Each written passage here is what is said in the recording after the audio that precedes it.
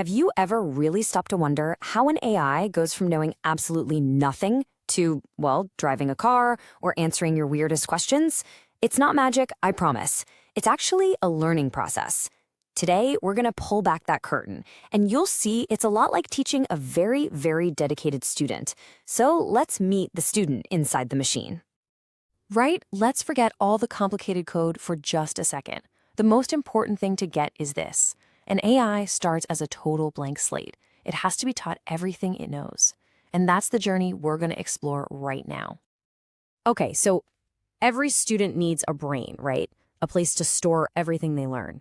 Well, in the world of AI, that brain has a specific name. We call it a model. So what is this model really?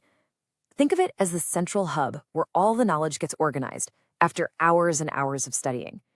It's basically a complex web of connections that lets the AI look at brand new information and make a really good educated guess, a prediction, based on everything it's seen before. You know, I love this analogy. An AI model is just like a perfected recipe for a cake. Once you get the instructions exactly right, anyone can follow them and get the same delicious, consistent cake every single time. That's the goal, to build a reliable and repeatable tool for one specific job. So how do we perfect that recipe? Well, just like any student, the AI has to go through two really distinct phases. First, it spends a whole lot of time in the classroom learning, and then it's got to pass the final exam. This whole learning journey always breaks down into these two key phases.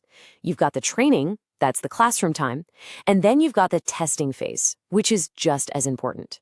It answers the big question.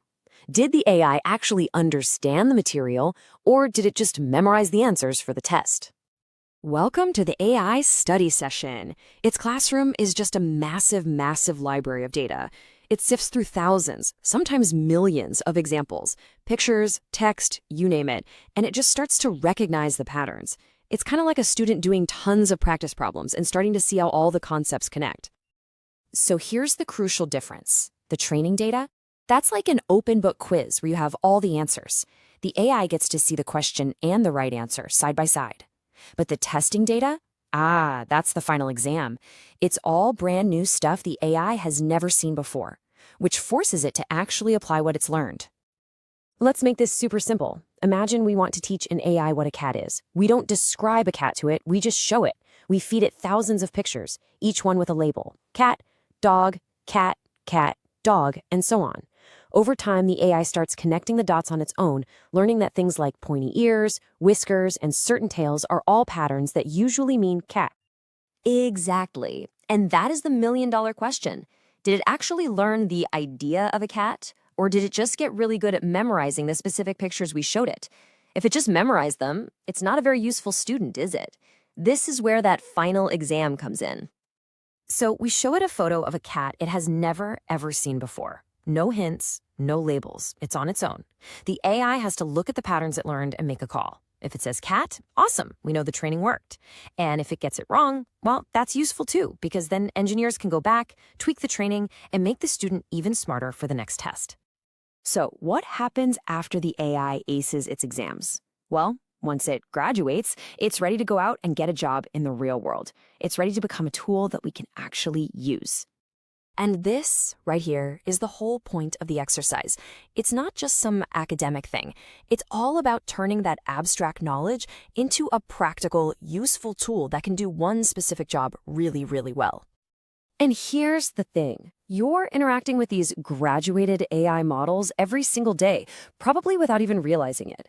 The voice assistant on your phone that understands you, the spam filter that keeps your inbox clean, the movie recommendations that somehow know you better than you know yourself. Yep, those are all specialized AIs doing their jobs.